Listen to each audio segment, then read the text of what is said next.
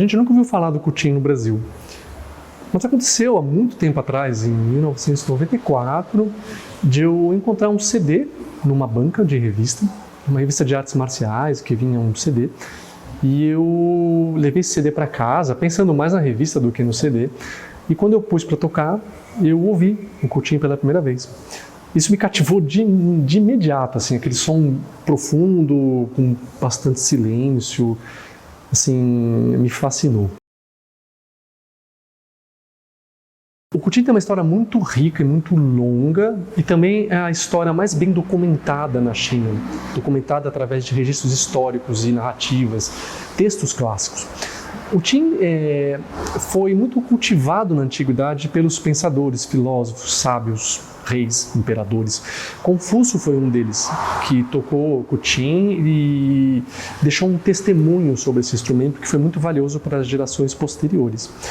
E por causa desse peso da tradição, o Coutinho acabou sendo levado adiante como uma nobre arte.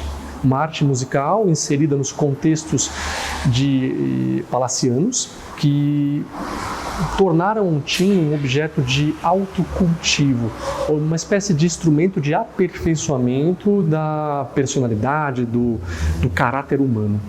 Então, a história dele seguramente remonta a 3.000 anos atrás, uma história bem documentada, e chega até hoje de uma maneira ininterrupta, porque é uma prática histórica que nunca foi interrompida. Ela sempre foi sendo cultivada e transferida às outras gerações. As músicas do Qin, no grande parte, são melodias que supõe-se que sejam melodias que vieram das tradições folclóricas e que foram readaptadas ou rearranjadas para o instrumento.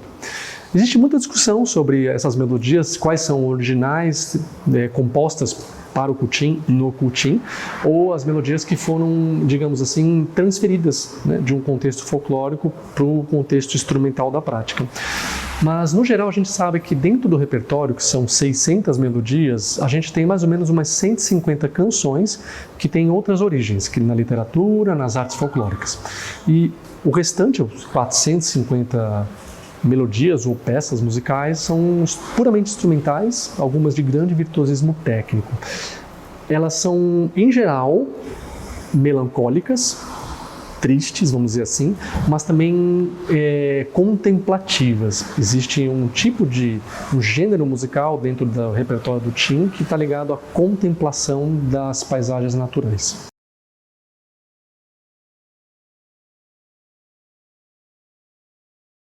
Houve um episódio marcante na minha vida para eu poder estudar o Qin.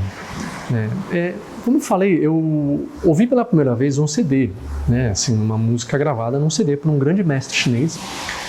E aquilo já tinha me fascinado, isso era 1994. Mas em 2006 eu tive a oportunidade de ir para a China e lá eu assisti um músico tocando, numa loja, assim, uma coisa que me impactou bastante no momento, ouvir aquele som numa terra estrangeira. E eu não consegui voltar para o Brasil sem comprar aquele instrumento, e eu acabei comprando. Isso foi em 2006. Mas eu levei mais 6 anos para encontrar um professor, que foi em 2012, que até hoje é minha professora de Qin, uma professora, ela é a presidente da Associação de Coutinho de Nova York, e aí eu comecei a entrar nesse universo, conhecer a comunidade, conhecer as pessoas que praticavam esse instrumento, e isso foi mudando a minha identidade. Foi me tornando uma pessoa diferente, mais calma, mais tranquila, mais centrado um pouco por aí.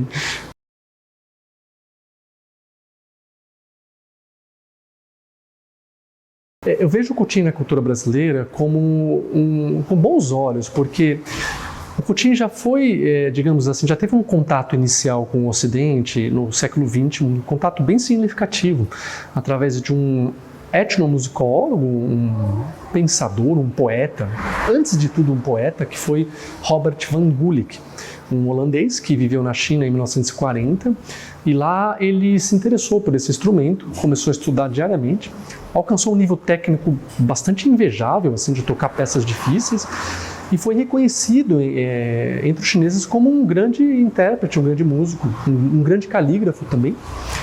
E ele escreveu um ensaio sobre o Tim, publicado na década de 60, que fez com que o Tim fosse conhecido fora da China, também na Europa, nos Estados Unidos, no Ocidente.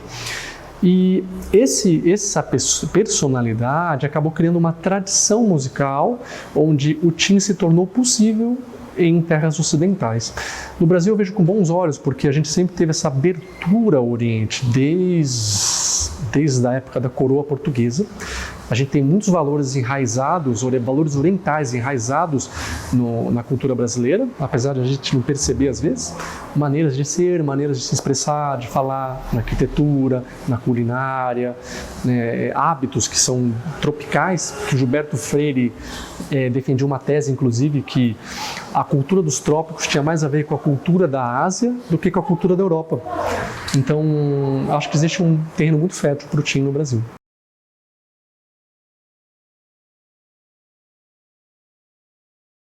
Acho que o aspecto que mais me fascina no Tim é o silêncio. O silêncio não exatamente a pausa entre as notas ou entre as melodias, mas a espécie de silêncio interior que ele provoca no músico. Por causa da maneira como você tem que tocar o instrumento, estudar ele, existe sempre um contexto de contemplação do som. Então, enquanto o músico toca, seja uma música rápida ou lenta, a melodia do Tim, o timbre, o toque, ele parece que entra dentro de você e te coloca num outro lugar.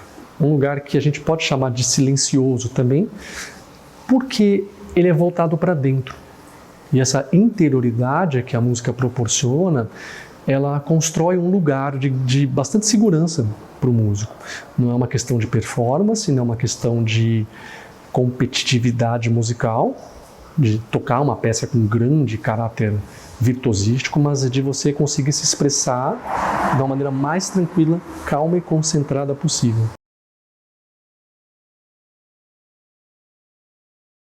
O objetivo da Associação CUT Brasil é criar uma comunidade de praticantes, uma comunidade inicial, que hoje os membros oficiais são 5, mas temos em volta dela mais ou menos 30 pessoas que têm se aproximado da associação, aprendido a estudar Kutin, se interessado pela cultura chinesa. Então, o trabalho inicial da associação, pelo que eu penso, seja criar um espírito de união, uma comunidade de prática, que possa, aos poucos, ir transmitindo essa cultura ancestral no Brasil para as próximas gerações. Então é um caráter de difusão cultural.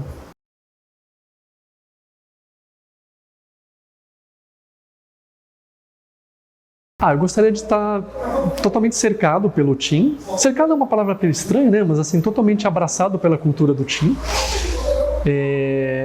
Gostaria de ter mais alunos estudando esse instrumento, mais concertos e apresentações. Eu acho que o meu sonho, na verdade, é que a gente supere essa pandemia, que ela passe, né? E que a gente possa ter um lugar de prática. Então, o meu sonho seria que a associação florescesse e que tivesse uma sede própria, né? Um lugar onde todos pudessem se reunir e que esse movimento levasse a uma programação constante de apresentações, workshops, oficinas, masterclasses e também que nós pudéssemos receber os instrumentistas chineses que têm muito interesse em vir para o Brasil, inclusive, né? Mestres que gostariam muito de transmitir sua arte aqui também.